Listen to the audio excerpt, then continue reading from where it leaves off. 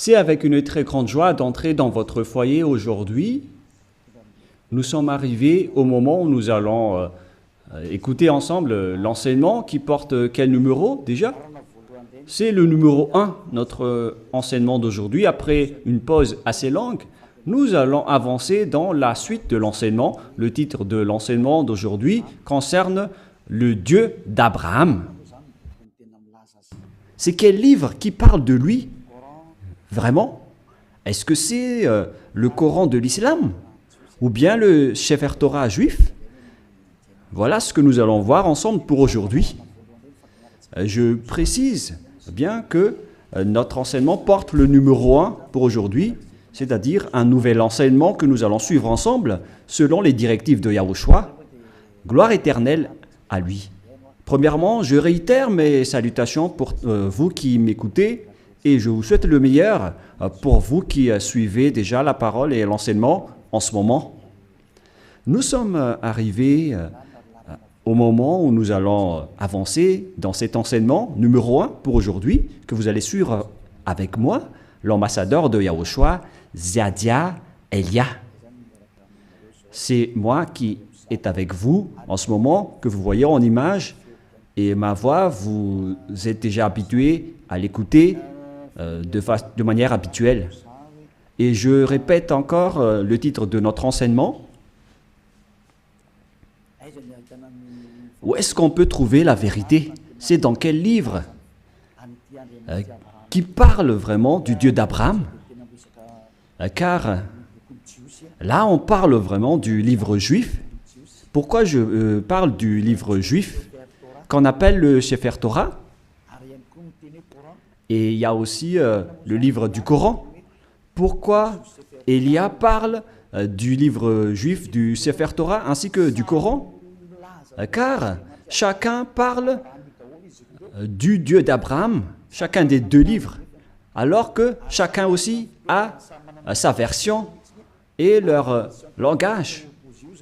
Et on parle de versions tout à fait opposées, deux versions diamétralement opposées, qu'on peut dire qu'ils sont vraiment opposés avec aucune liaison. Car par exemple, le nom du Dieu d'Abraham dans le Sefer Torah juif, c'est Yahva. Voilà ce qu'on voit dans le Sefer Torah juif. Et lorsque vous regardez dans le Coran, vous voyez que c'est Allah qui est écrit dedans. Donc, c'est clair que la question doit se poser, lequel des deux est le vrai? Car chacun a sa propre version. Et qui est-ce qu'on doit suivre si on regarde et si on écoute? Mais pour les personnes qui ne se cassent pas la tête avec le salut, ils disent que ça va de soi. Mais si vous cherchez vraiment le chemin vers le salut, vous voyez bien que ce schéma est différent. L'autre est vrai et l'autre est faux. C'est pourquoi la question, quel est le vrai livre en ce moment?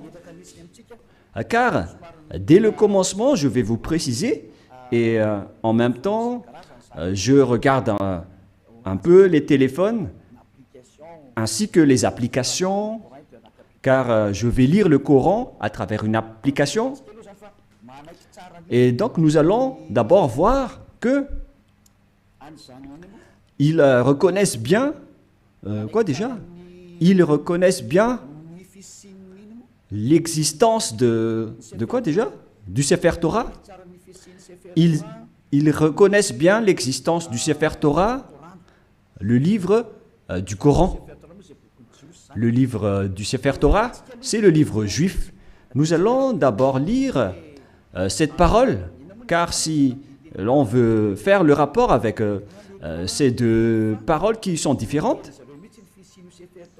alors que le Coran reconnaît bien le Sefer Torah juif, le Sefer Torah appartient aux Juifs israéliens. Et le Coran précise bien qu'il reconnaît l'existence du Sefer Torah selon le livre du Coran, Ali Imran 3. Nous allons regarder ensemble Ali Imran 3. Et vous pouvez directement afficher, mais moi en même temps je vais rechercher un peu. Ali Imran 3.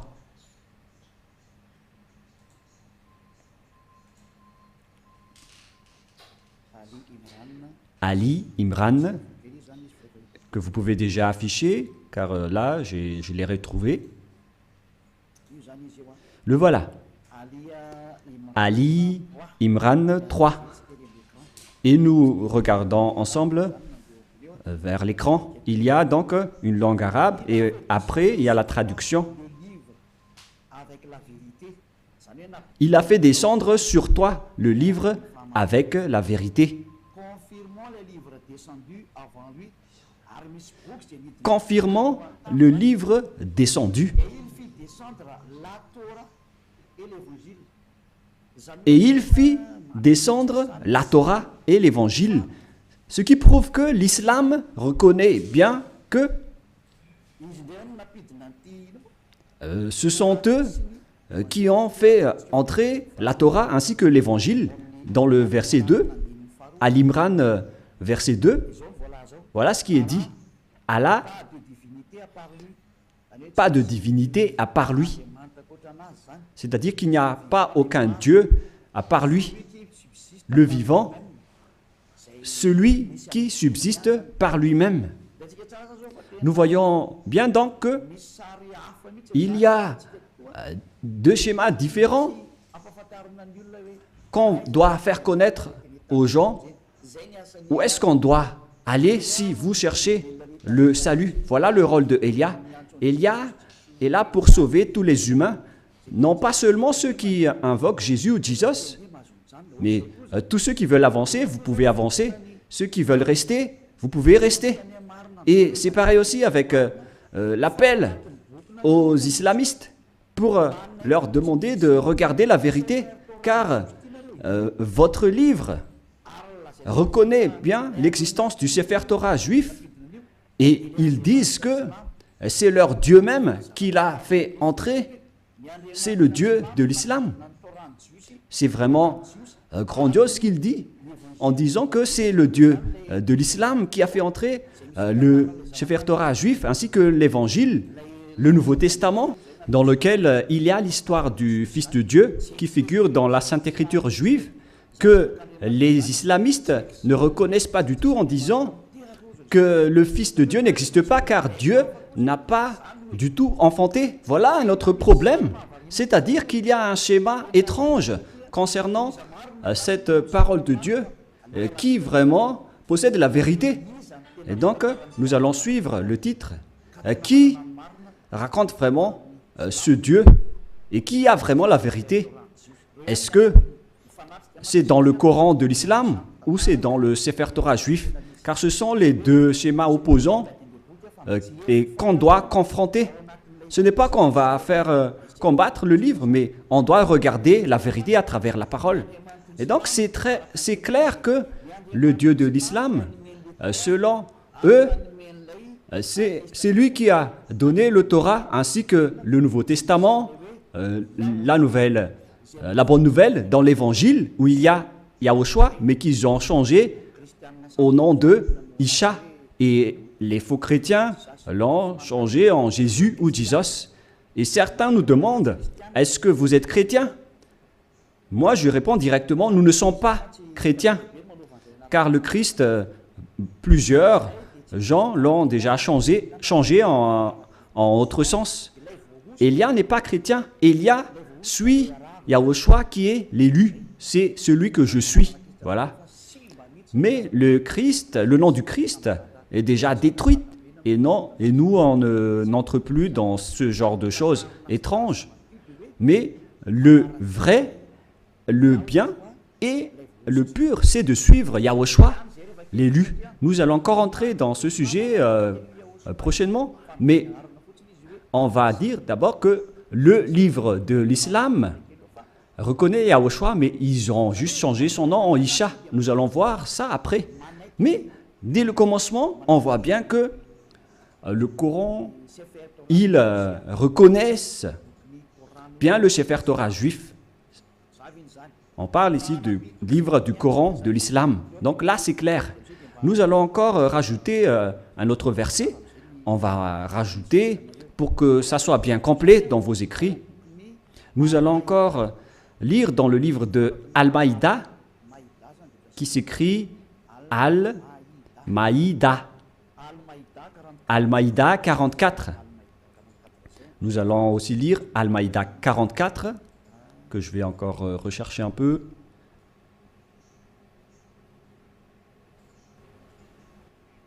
Al-Maïda 44. Al-Maïda 44. C'est-à-dire que c'est écrit en plusieurs paroles que le Torah existe. Mais comment te demanderaient-ils d'être leur juge quand ils ont avec eux la Torah dans laquelle se trouve le jugement d'Allah? C'est-à-dire, ici la parole précise que c'est dans le Torah qu'il y a le jugement de Allah, c'est-à-dire le Dieu de l'islam. Son jugement réside dans le Torah, dans la Torah. Et donc c'est clair à ce sujet-là que la Torah appartient à Allah, ce qui est étrange déjà. Mais qui est le vrai propriétaire de la Torah? Est-ce que c'est Allah ou bien Yahva? Toutes ces questions se posent, car nous voyons tous ensemble que les islamistes disent qu'ils sont les propriétaires de la Torah, d'après ce schéma, car le jugement de Allah pour les humains est dedans. Et bien évidemment, on va juger les humains, et ils disent que c'est dans le Sefer Torah juif. Et puis après cela, ils jettent en jugement, et ces gens-là sont nullement des croyants. Bon, on va laisser ça de côté, mais ici, on voit bien que la parole est très claire en disant que le Dieu Allah Islam est bien dans le Sefer Torah juif, ce qui est déjà étrange. Mais on va voir la vérité. Et malgré cela, nous allons encore regarder d'autres paroles pour bien compléter, pour bien prouver la parole de Élia. Nous allons lire dans Mariam 12. Attendez un peu parce que le livre s'est envolé. Mariam.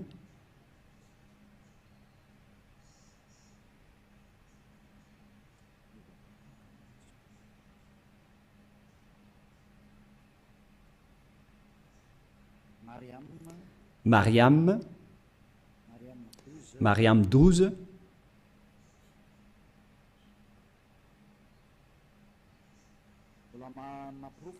Ce qui, je suis encore en train de donner des preuves. Hein. Allez-y, affichez pour qu'on le lit, les techniciens. Oh Yahya, tiens fermement au livre, la Torah. Nous lui donnâmes la sagesse alors qu'il était un enfant. Ici donc, cette personne qu'on parle ici, on lui a dit de bien tenir le livre de la Torah qu'on lui a donné avec la sagesse. On lui a donné la sagesse dès son enfance. C'est-à-dire que c'est bien précisé dans le livre d'Islam. Et c'est incontestable qu'ils reconnaissent l'existence du Sefer Torah juif. Alors, si l'on a vu tout cela, maintenant, on va regarder qui est vrai. Est-ce que c'est le Sefer Torah juif qui sont aux Juifs israéliens? Ou bien est-ce que c'est le Coran des Arabes? Lequel est le vrai? Et donc, nous devons revenir aux dates pour regarder la vérité. Quelles sont les paroles concernées ainsi que les dates?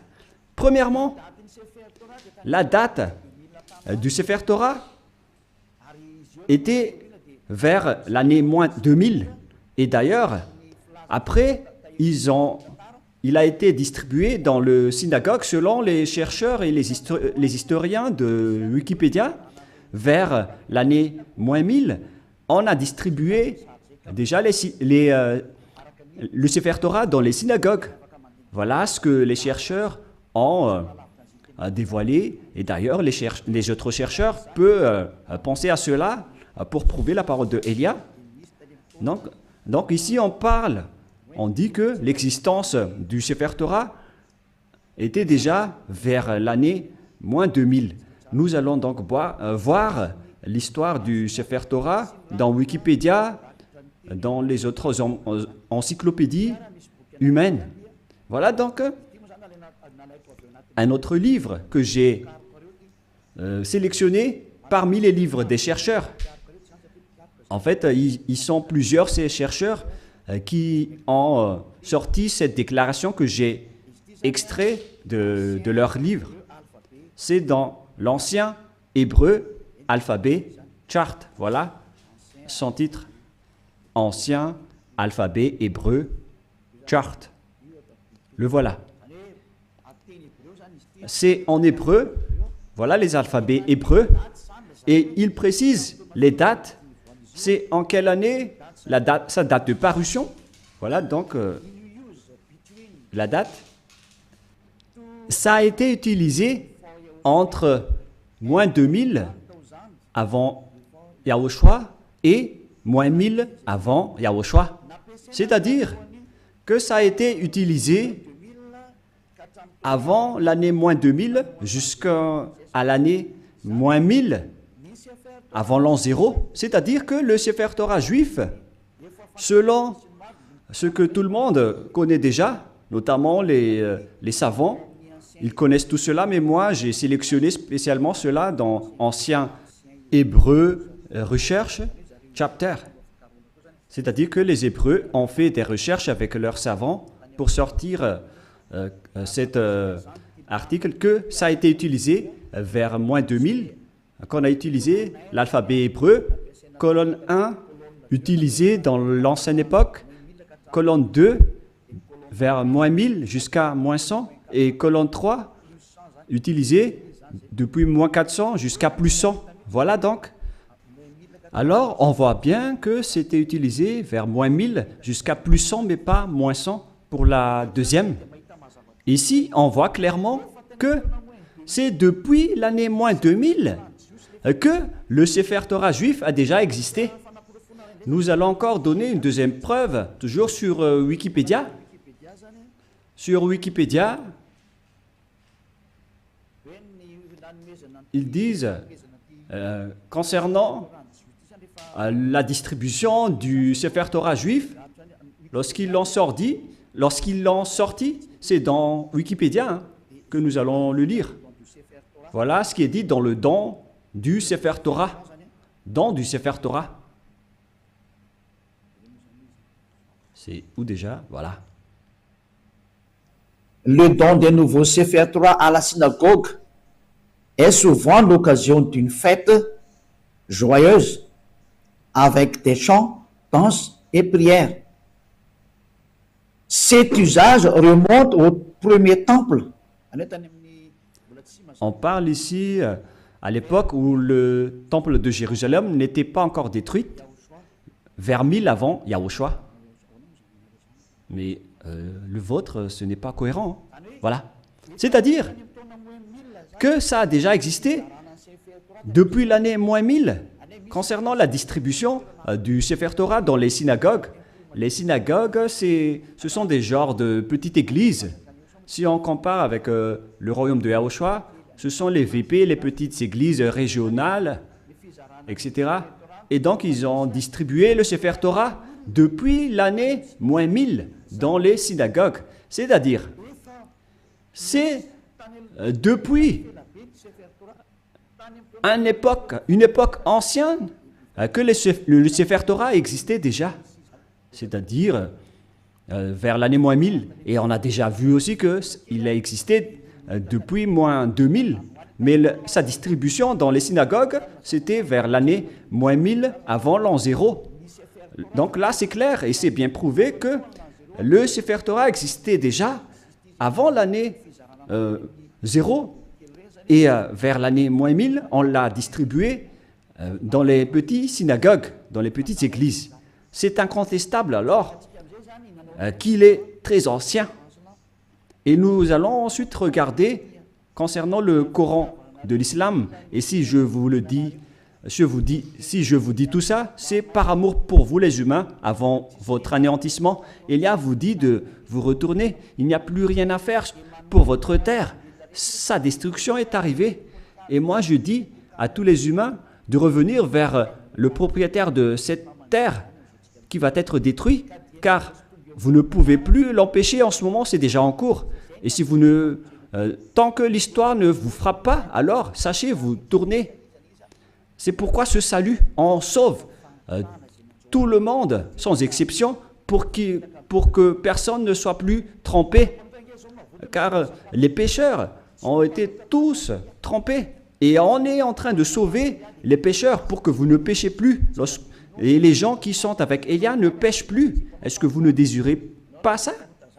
L'objectif de prier, c'est de ne plus pécher. Mais si vous êtes encore pécheur, n'espérez pas d'aller vers le Dieu d'Abraham. Les pécheurs n'iront jamais auprès du Dieu d'Abraham. Vous êtes en train d'être baratiné par les gens. Vous seriez perdu en enfer et dans le lac du feu. Voilà votre finalité. Alors faites bien attention. Et là, maintenant, on va voir à quel moment le Coran de l'islam a existé. Toujours dans le livre du Coran que nous allons prendre sur Wikipédia, date de parution. Le livre de l'islam a été proclamé vers l'année plus 612. Plus 610 jusqu'à 632. Proclamé de 612 jusqu'à 632. Et il y avait eu une autre édition après 632, 634, etc. C'est-à-dire qu'il a existé aux alentours de l'année 612 concernant l'existence du Coran de l'islam. Ce n'est pas le Coran juif, mais c'est le Coran de l'islam, c'est-à-dire aux musulmans. Donc, il s'agit d'un livre récent qui est différent du livre juif. C'est vraiment un livre différent. C'est pourquoi le nom de leur Dieu n'est pas pareil que le nom du Dieu juif. Le nom du Dieu juif qui est Yahva et le nom du Dieu de l'islam c'est Allah. Alors lequel on doit choisir? Car chacun dit qu'il connaît la Torah. Et si vous avez vu cette date, bon, donc moi je vais bien le montrer pour démontrer l'originalité de l'histoire du Coran. Et il y a encore plusieurs histoires, mais on va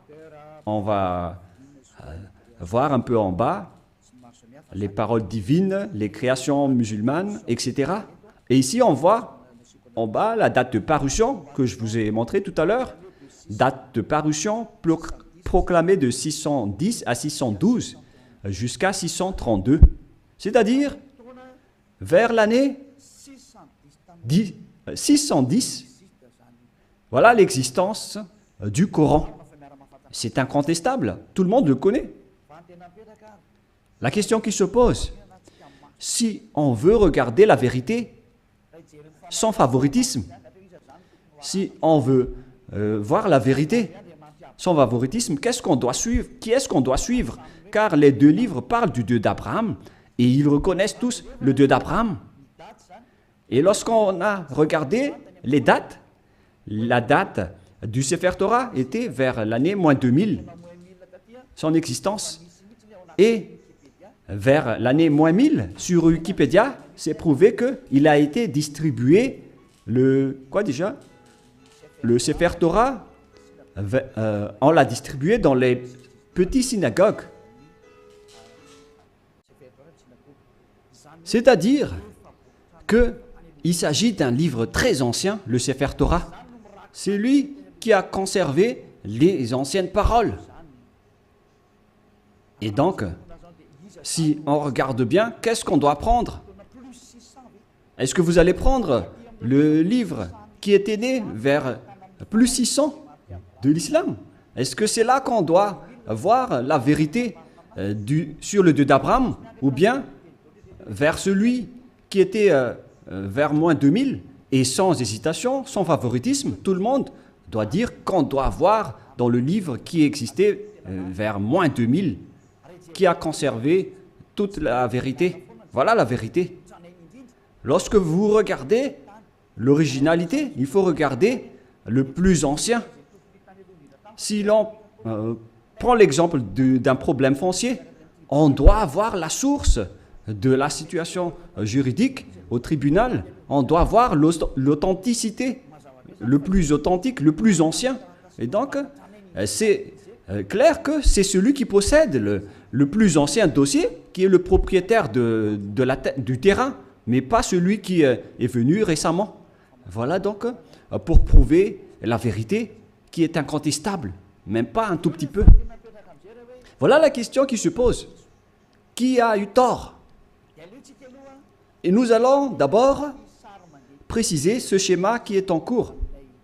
Et qui a écrit le livre du Sefer Torah d'abord?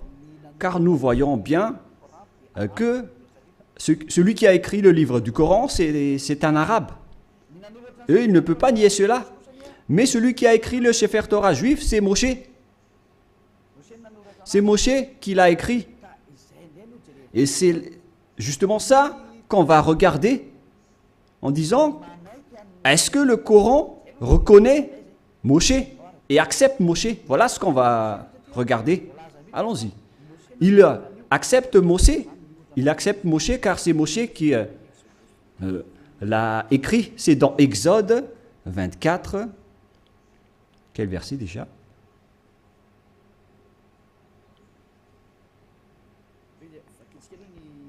Nous allons d'abord lire sur Wikipédia. Nous allons lire sur Wikipédia concernant le livre de la Genèse pour voir qui l'a écrit. Nous allons lire le livre de la Genèse sur Wikipédia qui a été écrit par les chercheurs mondiaux. Donc le livre de la Genèse ainsi que les autres livres, qui les ont écrits? L'Exode, et etc. Le livre de la Genèse. Premier livre de la Bible, du Sefer Torah, car c'était des écrits récents, mais anciennement, son appellation juive, c'est le Sefer Torah. Et ça n'a pas changé ce nom juif, mais ce sont les autres nations qui l'ont changé en Bible. On parle ici du Sefer Bereshit, le commencement ou la Genèse. L'auteur traditionnel, ils l'ont précisé ici que c'est Moïse qui l'a écrit. Et il y a aussi d'autres auteurs avec d'autres remarques concernant d'autres auteurs anonymes. Mais Moshe a donc regroupé les écrits et qui les a conservés dans un seul livre. La raison, c'est que Moshe a reçu l'ordre de les écrire et Moshe les a écrits. Nous allons lire cette histoire dans le livre du Sefer Torah juif, dans le livre d'Exode, chapitre 24. Moshe a eu la parole qu'il devait écrire les paroles de Yahvé. Exode, chapitre 24, verset 4. Ce qui veut dire que l'histoire du livre de la Genèse, de l'Exode, Lévitique, Nombre et Deutéronome, ce sont tous des livres écrits par le grand-père Moshe. Moshe écrivit toutes les paroles de Yahvé. Puis il se leva du bon matin, il bâtit un autel au pied de la montagne et dressa 12 pierres pour les 12 tribus d'Israël. C'est-à-dire que c'est Moshe qui a écrit le Sefer Torah. C'est bien clair dans le verset 4 qui est bien clair. Moshe écrivit toutes les paroles de Yahvé. Personne ne peut plus contester cela en disant que c'est une autre personne qui l'a écrit. Donc l'ancien Sefer Torah, le plus ancien, c'est Moshe qui a écrit tous ces livres, selon ce qui est dit dans le Sefer Torah, dans le livre d'Exode, qui est un livre de Moshe. Et nous allons voir maintenant si les islamistes acceptent Moshe. Et si les islamistes acceptent Moshe, alors on ne peut plus nier la vérité sur le Sefer Torah. Directement, le Sefer Torah est vrai et incontestable. Si vous allez encore contester cela, vous avez tort, car si vous acceptez la vérité sur son auteur, alors que Son nom figure bien dans le Sefer Torah. Il s'appelle Moshe dans le Sefer Torah, mais le Coran de l'islam l'a changé en Mosha. Voilà leur appellation, et tout le monde connaît cela. Et nous allons donc voir s'ils acceptent Moshe dans le Coran de l'islam. Si une fois vous l'acceptez, et nous allons le voir ensemble, alors il faut que vous vous tournez vers la vérité. Voilà la sagesse. Il faut aller vers la vérité. Le rôle de Elia est d'expliquer, de prouver. Si vous ne voulez pas écouter, tant pis pour vous. Mais mon rôle, c'est d'expliquer, de prouver, comme j'ai prouvé aux personnes qui appellent Jésus en disant que vous avez tort. Regardez-vous, vous êtes pécheurs. Et même le livre du Coran précise bien que tous les islamistes sont pécheurs. Et ce qui est pire, c'est qu'ils vont être tous jetés en enfer. Et ils connaissent tous cela. Et ils disent qu'on va les sélectionner petit à petit de l'enfer après. La question que je vous pose, par quel moyen vous allez quitter l'enfer? Car c'est écrit dans votre livre, ma venue, c'est de sauver les humains sans exception. Voilà le grand amour. C'est sauver tout le monde en tant qu'humain.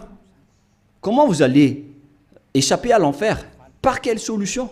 Et ne répondez pas bêtement. Il faut donner une vraie solution. Car dans votre livre, il est également écrit que vous n'avez pas le pouvoir de purifier ou de rendre parfaite une personne. C'est écrit dans votre livre. Vous n'avez pas le pouvoir de changer une personne en une personne vraie et parfaite. Alors, comment vous allez échapper à l'enfer? La question qui se pose. Après votre mort, vous irez en enfer et comment vous allez quitter cette zone? C'est vraiment pire. Hein? Je ne sais pas si vous avez déjà entendu cela, mais lorsqu'on discute avec les gens, ils acceptent que c'est vrai. Et lorsqu'on les pose la question, comment vous allez échapper à cela? Et après, ils donnent des réponses bêtes. Si vous êtes en enfer, alors vous êtes méchant, vous êtes puni. C'est là que les adultères, les voleurs, les idolâtres, ils vont être jetés en enfer et dans le lac de feu et de soufre. Mais dans le livre de Sefer Torah juif, il est dit que si quelqu'un est jeté là-bas, il ne pourrait plus y échapper. Souvenez-vous bien de cela. Donc, on va voir maintenant que est-ce que le Coran accepte Moshe ou Moïse pour les catholiques romains et les protestants. Pour les protestants, Moshe. Pour le Sefer Torah original, c'est Moshe. Et pour le Coran de l'islam, c'est Mosha, mais c'est le même. Nous allons donc chercher cette parole. Est-ce que le Coran accepte les prophètes? Voilà ce qu'on va lire en premier. Et nous allons bien lire que les islamistes acceptent les prophètes dans le livre d'Al-Baqarah 39. Nous allons devoir préciser un peu la recherche sur Al-Baqarah 39. Veuillez patienter un tout petit peu car je suis en train de rechercher. Al-Baqarah. Quel verset déjà? Quel chapitre? 39, 36, 37, 38, 39.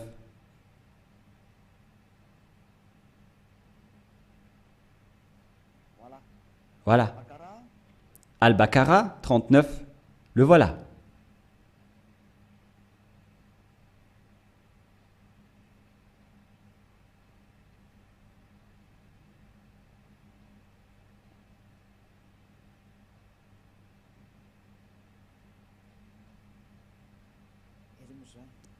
Où il est passé déjà? Voilà. Nous allons lire à partir du verset 38 et 39.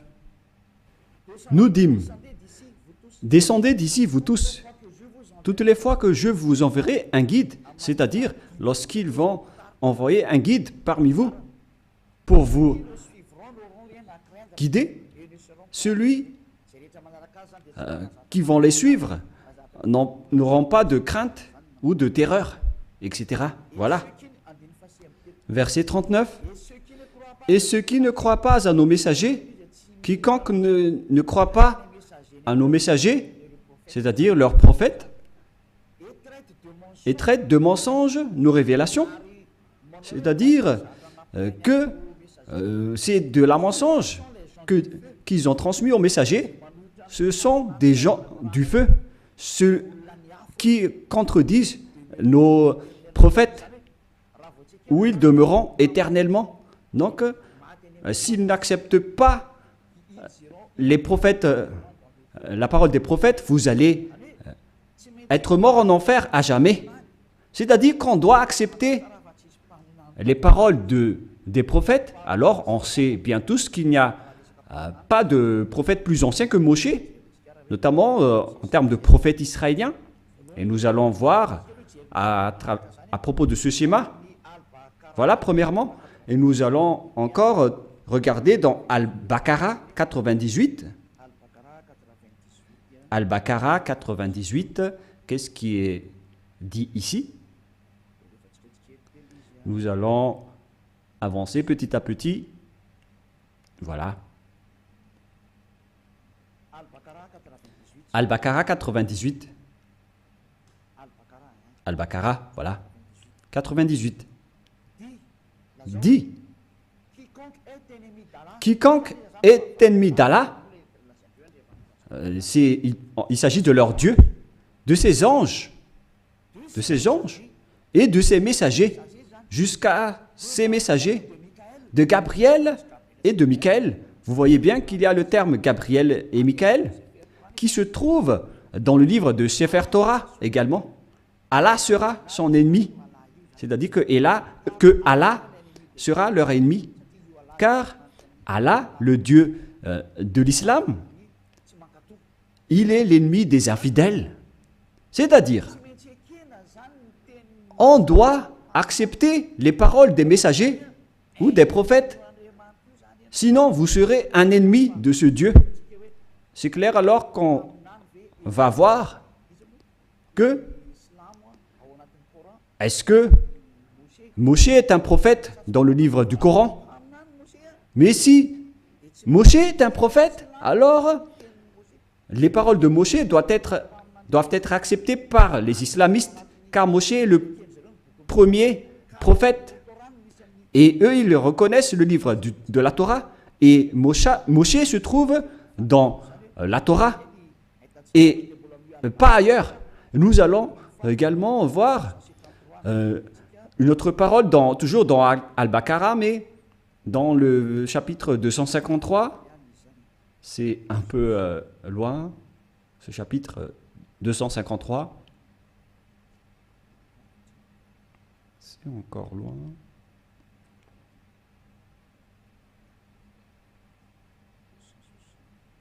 « 260, nous allons revenir un peu, nous allons un peu trop loin. Là, on est en train de trop rechercher. 200 et combien? J'ai dit déjà. «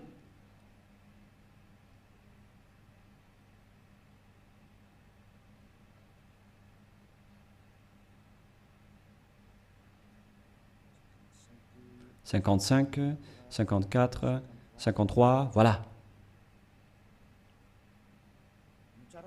Écoutez bien ceci. Parmi ces messagers, nous avons favorisé certains par rapport à d'autres. Il en est à qui Allah a parlé. C'est-à-dire, parmi les prophètes et les messagers, il y a des hauts gradés par rapport aux autres.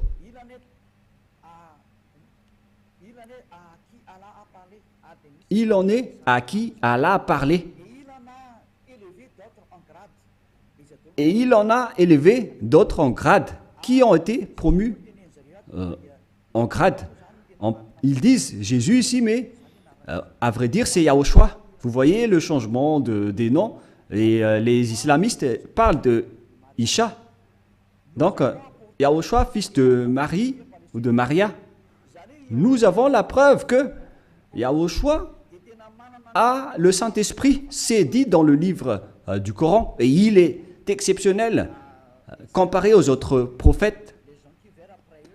Et si Allah a voulu qui se sont s'entretués, etc. Mais nous allons en rester là.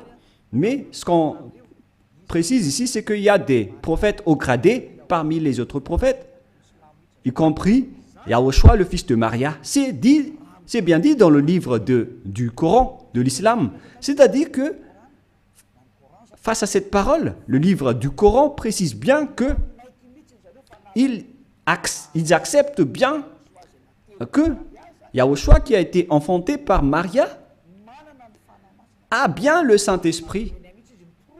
Et ils ont dit qu'ils ont bien la preuve qu'on lui a bien donné le Saint-Esprit. On lui a confirmé le Saint-Esprit. Et c'est Allah qui a dit cela selon eux. Alors ici, c'est précisé qu'on doit écouter les paroles des prophètes. Alors, maintenant, nous allons lire comment ils acceptent Moshe, Moïse ou Mosha. Est-ce qu'ils acceptent Moshe? Dans le livre d'Al-Imran, est-ce qu'ils acceptent Moshe? Voilà ce qu'on va terminer ceci pour aujourd'hui. Est-ce que le Coran de l'islam accepte Moshe? Parce que s'ils acceptent, face à toutes ces paroles, donc c'est clair que c'est le Sefer Torah juif qui est vrai et le Coran est faux, d'après tout ce qu'on a dit. J'ai donné des preuves. Je n'ai pas seulement donné des paroles du Sefer Torah, mais j'ai également donné des paroles du Coran. Comme ça, vous voyez bien que je n'ai pas fait du favoritisme, car chacun a dit sa version, et à vous de connaître lequel doit-on suivre. Et donc, le livre de Al-Miran 84 précise aussi, et je précise aussi que c'est de l'amour, tout ce que je suis en train de vous parler, pour que vous ne soyez pas jetés en enfer, au cas où vous allez être en difficulté avec le danger que vous allez subir. J'ai dit Al-Imran 84, voilà. Allons-y. Dit Al-Imran 84. Nous croyons en Allah, à ce qu'on a fait descendre sur nous. On parle ici des islamistes. À ce qu'on a fait descendre sur Abraham, en Ismaël, en Isaac. Tous ces noms figurent dans le livre du Sefer Torah, en Jacob et sa tribu. On voit bien l'histoire de cette tribu dans le livre du Sefer Torah juif et de ce qui a été porté par Moïse. Moïse, et donc ici c'est le porte-parole et le prophète, et on va dire Yahushua directement. Et ici donc, on précise bien que les islamistes croient à tous les prophètes jusqu'à Jésus, Isha, c'est-à-dire Yahushua, en vrai. Depuis Moshe ou Moïse, ils acceptent tous les prophètes. C'est clair alors que le Coran ne peut pas dire qu'il nie Moshe. C'est pas vrai. On le nie carrément, car nous l'avons bien tous vu ensemble. Élia n'a rien inventé. Élia n'a rien inventé. C'est le salut. Le danger arrive sur votre terre. C'est le devoir de Élia de vous sauver. Mais si vous ne voulez pas être sauvé, vous avez déjà écouté, tant pis pour vous, mais j'espère que vous allez être sauvés. Nous allons encore voir une autre parole dans Mariam 51. Où se trouve le livre de Mariam 51.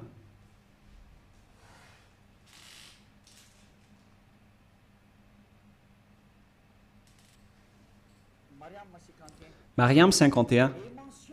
Et mentionne dans le livre de Moïse ou Moshe, c'était vraiment un élu. Et c'était un messager. Et un prophète.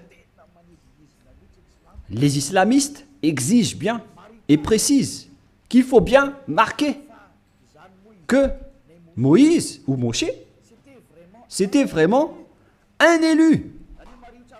Il faut bien donc marquer dans le livre de l'islam que Moïse ou Moshe ou Mosha, c'est un élu, c'est un porte-parole et c'est un vrai prophète, messager. Voilà.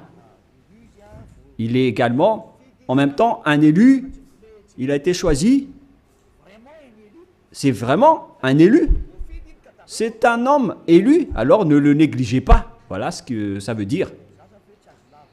Vous voyez maintenant que les islamistes ne doivent plus nier. Car c'est bien dans leur Coran la vérité de Moshe. Et qu'est-ce que Moshe a dit? Car c'est Moshe qui va nous dire que c'est lui qui a écrit le livre de la Genèse. Nous allons aussi voir cette parole. Donc c'est clair que vous ne devez plus nier cela en disant qu'il y a des fausses paroles. Pourquoi vous allez contredire la parole de Moshe? Car la parole de Moshe est vraie et ça a déjà existé vers moins 1500. Comment vous allez encore pouvoir le nier? Vous voyez bien que c'est impossible. Directement, vous allez nier votre propre parole si vous niez les paroles de Moshe. C'est clair, donc, que vous devez revenir vers le Sefer Torah juif si vous voulez être sauvé. Si vous ne voulez pas revenir là-bas, alors là, vous êtes frappé par votre propre parole. Je n'ai rien inventé. Lisez bien la parole. Il faut que nous allons encore rajouter une autre parole pour prouver dans Al-Baqarah 51. Al-Baqarah 51, nous allons lire.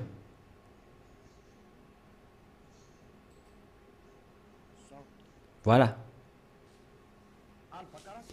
Al-Baqarah 51. Et rappelez-vous, lorsque nous donnâmes rendez-vous à Moïse pendant 48 Et rappelez-vous que lorsque nous avons donné rendez-vous à Moshe pendant 40 nuits, lorsqu'il était allé sur la montagne, puis en son absence, vous avez pris le veau. Il se tourne ici vers les Israéliens que, en l'absence de Moshe, vous avez pris le veau pour idole, c'est-à-dire un statut idole, et vous étiez injuste à l'égard de vous-même en adorant autre qu'Allah. Et donc, vous avez adoré un bœuf qui est injuste devant le Dieu de l'islam qu'ils appellent Allah. Vous voyez bien qu'on parle ici d'un sujet juif. Donc, les islamistes acceptent que Moshe était bien monté sur la montagne, alors qu'on voit cette histoire dans le Sefer Torah juif qui existait déjà vers moins 1500, qui est bien loin comparé au livre du Coran qui a existé vers plus 600. Les dates ne sont pas vraiment du tout proches. Et si on écoute tout cela, on doit bien penser, est-ce que on doit nier encore le Sefer Torah juif et pour confirmer que les paroles de Moshe sont incontestables? C'est le livre de Coran qui le dit. Je n'ai rien inventé. Nous allons encore regarder une autre dernière parole dans le livre de An-Nisha 163. An-Nisha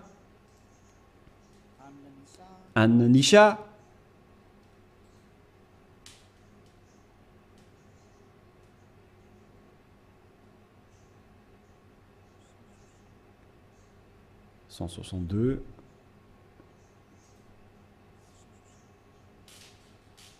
Là, c'est 160 et combien?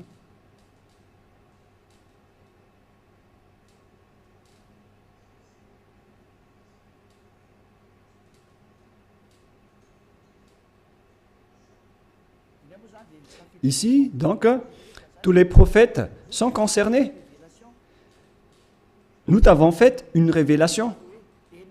Comme film à Noé, nous t'avons fait une révélation, comme à l'époque de Noé. Noé, on sait tous qu'il existe dans le Sefer Torah juif, à tous les prophètes, nous allons faire une révélation en Abraham, en Ismaël, à Isaac, en Jacob, ainsi à toutes les tribus, jusqu'à Yahushua, Job, Jonah, Aaron, jusqu'à Solomon.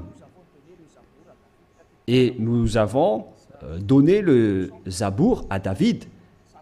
Le Zabour, c'est le livre de psaumes. C'est-à-dire que même le Coran de l'islam reconnaissent et acceptent le Zabour ou psaume. Z-A-B-O-U-R. Les islamistes acceptent le livre de Solomon, le livre d'Aaron, le livre de Jonas, prophète, le livre de Job, le livre de Yahushua. Alors que toutes ces histoires, on les voit dans le Sefer Torah juif vers l'année moins 2000, jusqu'à moins 1500. On a vu jusqu'à moins 1000. On a vu toute cette histoire. Donc, le Coran de l'islam accepte le Sefer Torah juif. Qu'est-ce qui est dit par le grand prophète dedans? L'élu qui n'est autre que Moshe. Moshe a dit que c'est moi qui ai écrit le livre du Sefer Torah. Et nous allons revenir à ce que je vous ai donné tout à l'heure dans Exode 24, 4. Moshe dit ici dans Exode 24, 4. Moshe écrivit toutes les paroles de Yahva. Celui qui est invoqué par Moshe dans le Sefer Torah, c'est Yahva, mais pas Allah. Voilà une première erreur. Car Moshe existait déjà vers l'année 1500, qui est déjà très ancien. Je n'ai pas encore donné la date de naissance et d'apparition de Moshe. Et dans ce livre, tout le monde le connaît. Ce n'est pas une nouvelle chose pour vous. Voilà donc l'histoire de Moshe, le Moïse historique comme titre. On parle de l'histoire de Moshe selon les chercheurs. Par conséquent, nous allons lire directement. Moïse, selon la Torah, a vécu 120 ans. Serait né en 1560 avant l'ère commune et serait mort en 1440, c'est-à-dire vers l'année moins 1500 que Moshe a existé selon l'histoire des chercheurs. Nous n'allons pas chercher et approfondir à ce sujet, mais si on va faire la recherche, on va trouver cette date de moins 1500. Et si vous allez dire, est-ce que vous avez déjà fait la recherche? Oui, mais c'est une longue histoire que nous n'allons plus y revenir. Mais là, on voit bien que Moshe était déjà né avant tous les prophètes arabes, car selon eux, c'est dans le Sefer Torah que tout a été dit. Et le Sefer Torah a été écrit par Moshe. Et lorsque Moshe l'a écrit, il a dit, vous ne pouvez pas ajouter ou retrancher les paroles. Faites attention car ce sont les ordonnances de votre Dieu, le Dieu des Juifs. Et le Dieu de Moshe, il a bien expliqué que le Dieu de Moshe, vers moins 1500, et le Dieu d'Abraham, vers moins 2000, c'est bien clair que leur Dieu, c'est Yahva, qui est écrit dans le Sefer Torah. Nous allons donc lire la parole de Dieu, la parole de Moshe, dans le Sefer Torah juif, qui a dit qu'il ne faut pas ajouter ou retrancher les paroles. Deutéronome 4.2, c'est un livre de Moshe. Et Moshe est l'élu, le prophète et le messager. Alors il ne faut pas s'opposer aux paroles de Moshe. Nous allons lire Deutéronome 4, Deutéronome chapitre 4, excusez-moi, versets 1 et 2. Maintenant, Israël, écoute les lois et les ordonnances que je vous enseigne. Mettez-les-en en pratique. On a fait porter la parole à Moshe, venant du cher père Yahva. Israël, écoute les lois et les ordonnances que je vous enseigne, mettez-les-en en pratique afin que vous viviez et que vous entriez en possession du pays que vous donne Yahva, le Dieu de vos pères. Alors il faut que Israël suit cette parole. Le Dieu d'Israël, donc c'est un Dieu des Juifs, mais pas des Arabes. la parole est réservée aux Israéliens, ainsi qu'à ceux qui veulent être sauvés. Et si vous voulez être sauvés, rapprochez-vous du Dieu d'Abraham dans le Sefer Torah juif, écrit par Moshe. Et le nom du Dieu de Moshe, c'est Yahva, que je vais faire sortir après. D'ailleurs, il est déjà écrit, que vous pouvez le voir en ce moment. Verset 2, qu'est-ce qui est dit? Vous n'ajouterez rien à ce que je vous prescris, selon le Dieu d'Abraham. Le Dieu d'Abraham qui a discuté avec Moshe, et qui l'a ordonné. Et après, Moshe a dit, dans le Sefer Torah, que les islamistes acceptent l'existence. Le Sefer Torah précise bien que vous devez observer les lois de Yahva, votre Dieu. Et donc, vous n'ajouterez rien. Et vous n'en retranchez rien aux paroles. Voilà ce qui est dit par le Dieu de Moshe. C'est-à-dire que toutes les paroles écrites par Moshe depuis le livre de la Genèse. Et après, il a organisé l'écriture jusqu'à la fin du livre de Deutéronome. Les paroles de Moshe sont bien directes. Vous n'ajouterez rien et vous n'en retranchez rien. Alors, vous ne pouvez pas dire que c'est un livre ancien et obsolète qu'on ne doit plus écouter, ou que c'est un ancien prophète qu'on ne doit plus écouter. Sachez qu'il est interdit par la parole du Dieu qui a discuté avec Moshe dans le Sefer Torah juif. Il a dit, ne rajoutez rien et ne retranchez rien. Donc, tous ceux qui ont changé le Sefer Torah juif ont tous tort. Ceux qui ont changé ce livre sont coupables devant ce Dieu de Moshe, car il ne faut rien rajouter ou retrancher aux paroles. Alors que chacun réfléchisse. Qui a fait l'erreur? Qui a fait la faute? Ce n'est pas du tout Élia. Je vous ai donné la preuve. Et que chacun regarde et lit et écoute qui a eu tort.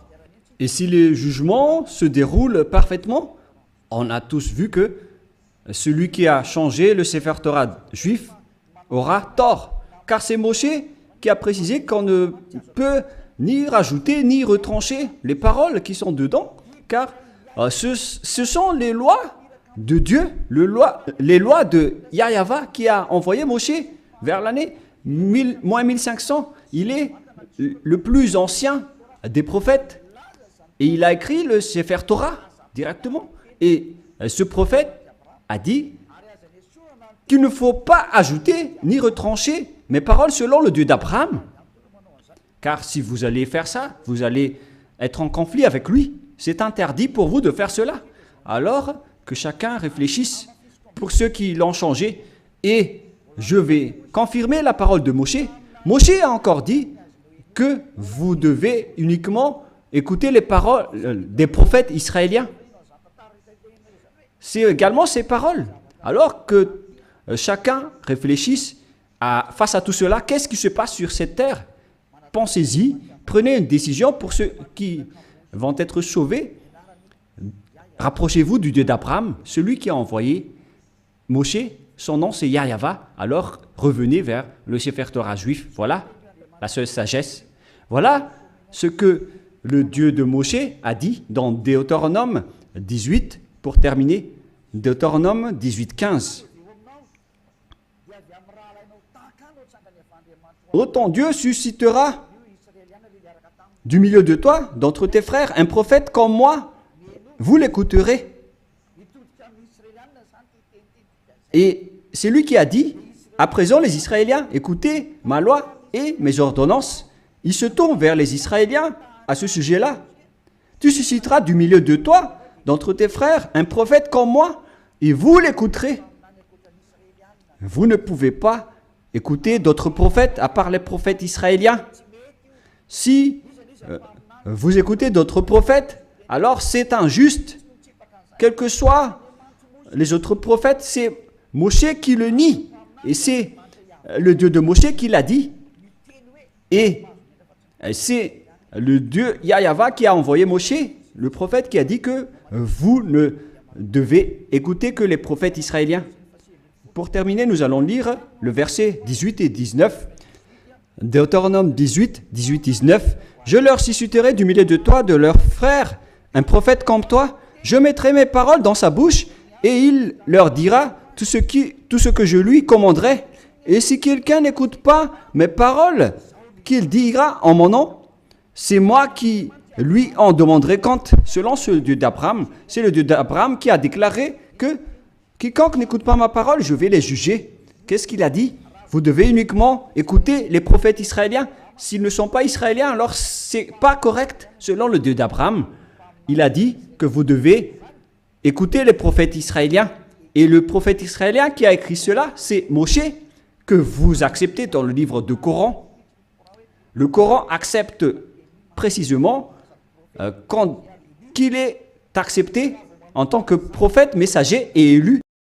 Donc si vous niez Moshe, ce Dieu d'Abraham va vous juger. Et nous allons terminer avec le nom du Dieu d'Abraham. Son nom c'est Yahva. Nous allons lire dans le livre de l'Exode pour terminer. Et après que chacun réfléchisse sur cette grande bonté, car c'est un salut pour vous. Nous sommes arrivés pour vous sauver. Le sage voit le danger et se cache, mais le fou avance et regrette. Exode 15:2. Yahva est ma force et le sujet de mes louanges. C'est lui qui m'a sauvé. Il est mon Dieu, je le célébrerai. Il est le Dieu de mon Père. Je l'exalterai. Yahva est un vaillant guerrier. Yahva est son nom. Donc, le nom de ce Dieu dans le Sefer Torah, c'est Yahva. D'ailleurs, nous avons le Sefer Torah que nous allons montrer pour terminer dans Exode 15:2.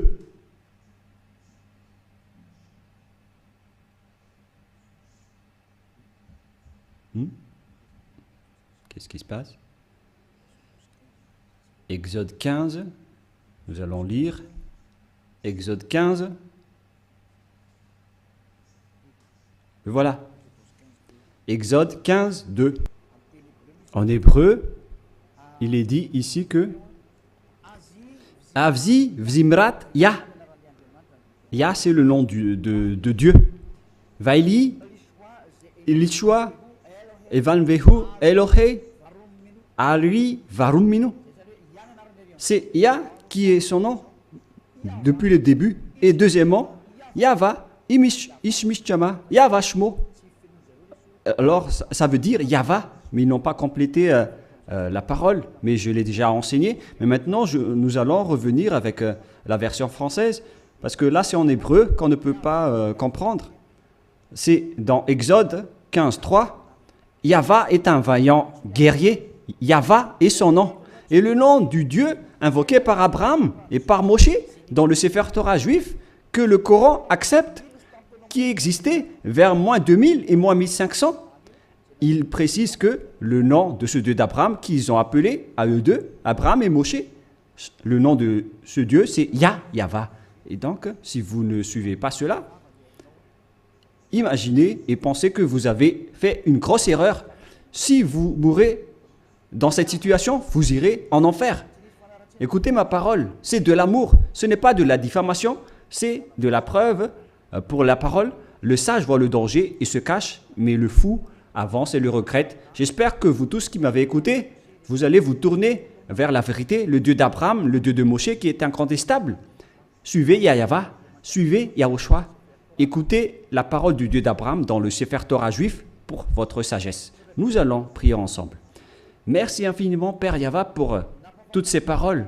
J'ai fait connaître à tout le monde entier ta vérité. Je les ai donné la preuve concernant ta vérité, ainsi que l'injustice que les gens ont pratiquée jusqu'à maintenant. Elias te demande d'ouvrir la raison des gens pour qu'ils se repentissent et pour être guéris. Montre-nous ta gloire et ta bonté, Père Yahva, car c'est le moment de donner la vérité. C'est la dernière heure, le dernier moment pour faire revenir la raison des gens, pour se tourner vers toi. Le sage voit le danger et se cache, mais le fou avance et le regrette. Père Yahva, la gloire éternelle est uniquement à toi. On va faire revenir vers toi ta gloire ton respect et ta vérité. Voilà la mission que tu as confiée à Elia. Gloire éternelle à toi, Père Yahva. Et au nom de toi, Yahushua. Alléluia. Amen. Je vous souhaite à tous d'être bénis par Yahushua et à notre prochain rendez-vous. Au revoir.